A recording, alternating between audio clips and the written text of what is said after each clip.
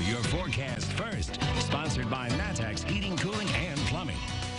We had that line of storms that came through earlier on this morning along the cold front. Then we had some sunshine. Clouds have returned, and in some spots, those rain showers are also moving through as well. Temperatures are more comfortable, though, coming in at 70 in Champaign, 71 in Mattoon, 69 in Decatur, and in Springfield at 66.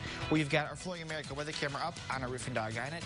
Not only is it cloudy there, but we have one of those light rain showers going through as well, as winds still remain very strong out of the west or so. In some spots, still up to around 40 miles per hour. So our backyard forecast probably not going to be the best this evening. However, the forecast looks really nice as early as tomorrow. WCIA 3 News starts right now. Now on WCIA 3 News. From marching to meeting, how one community organization is building on the momentum and pushing for change. Just imagine how that's exacerbated when we're seeing these images on the national level.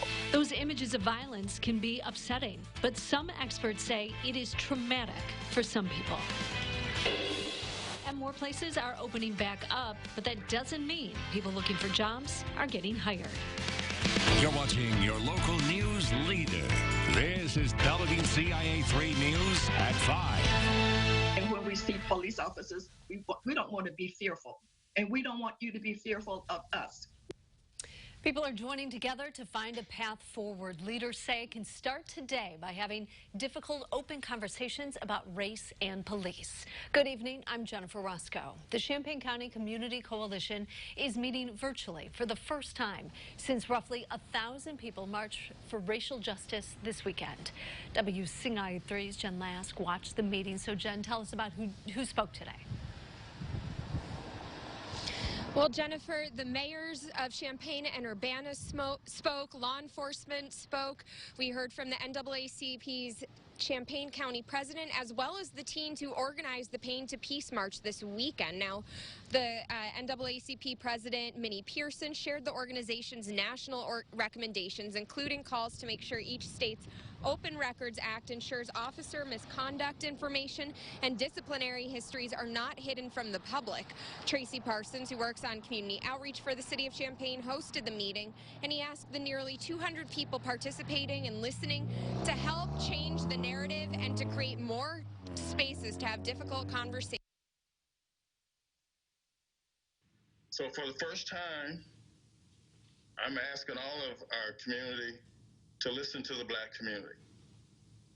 We've been trying to tell you, we've been trying to explain, we've been begging, we've been pleading, we've been trying to encourage, we've been trying to get along. And I think this is our opportunity that we must change that narrative. Parsons says he's excited to see the youth engaged in leading movements such as the Pain to Peace March we saw in Champaign this weekend. Those students are now planning an education rally. Mark your calendars, June 20th. They hope to discuss institutionalized racism in schools and police and law enforcement in schools as well. Now, normally this meeting would have been held over here at the Champaign Public Library, and Mayor Finan says that she hopes that once we're in phase 4 and can have up to 50 people, the community can come together to have these conversations. Live in Champaign, Jen Lask, WCIA 3, your local news leader. And we're going to talk about the library in just a little bit, so thank you so much. Seeing the horrific video of George Floyd's death and the aftermath isn't easy for those who live with the fear of police brutality in their own lives. WCIA 3's Gabrielle Franklin explains how the killing can trigger trauma. With demonstrations taking place in all 50 states in the nation and several countries around the world, it's apparent that George Floyd's death impacted millions. But for Black families, the way that he lost his life can serve as a painful reminder of issues that generations have fought to work past. Before George Floyd, there were people like Emmett Till, the Chicago teenager who was killed in 1955 while visiting family members in Mississippi. Till's death was later credited for sparking the civil rights movement that was supposed to level the playing field for African Americans. But experts say seeing the death of Floyd and so many other Black men caught on camera in recent years can leave a negative impact on Black people who watch them and have to go on with their everyday lives. Just imagine how that's exacerbated when we're seeing these images on the national level.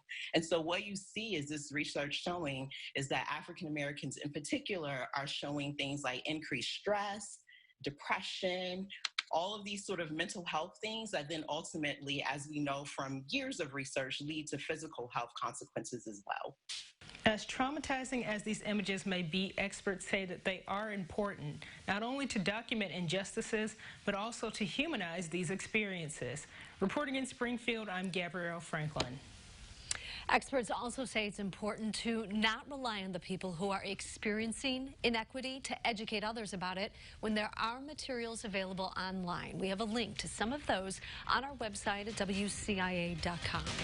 A road in Mahomet is back open after a car rolled over. This happened at Route 150 and 125 East. Police say the driver was on 150. There was water. You see it there on the road. The car hydroplaned, causing it to roll over. No word on the condition of the driver. Taking a look now at coronavirus numbers in the state. 625 people tested positive since yesterday. So far, Illinois has had nearly 130,000 cases. 78 more people have died. That brings the total to almost 6,100. As things continue to open up in Illinois, that also means more job possibilities. But some say it's not as easy as it sounds. WCIA3's Courtney Bunting has the story. For the thousands out of work in Illinois, putting in applications feels like a full-time job. Lindsay Dilks has been looking for a position since March. In terms of the white-collar sector, I haven't seen any real bump, but I'm optimistic. Express Employment owner Richard York says prospects are improving. Currently, we have 150 openings across our scope of clients. He adds some places are doing more to attract workers. And we've actually seen a lot of our customers right now coming out of this pandemic actually raising their pay rates to be competitive to attract these people. For those on unemployment, an extra $600 from the CARES Act has been a helpful boost. But that is set to stop by the end of July. That's why York recommends people get their foot in the door now. Don't wait. There's a lot of good paying jobs out there right now. There's a lot of great companies that are looking for great people. The longer you wait, the more competitive it's going to be. In Champaign, Courtney Bunting, WCIA3, your local news leader. Anyone looking for a position can contact Express Employment. They help fill all kinds of jobs, from entry to more experienced. Libraries will soon be opening back up, what you should expect when you go inside. Plus, a major project in one city just got more expensive. White Village leaders say it's for the best.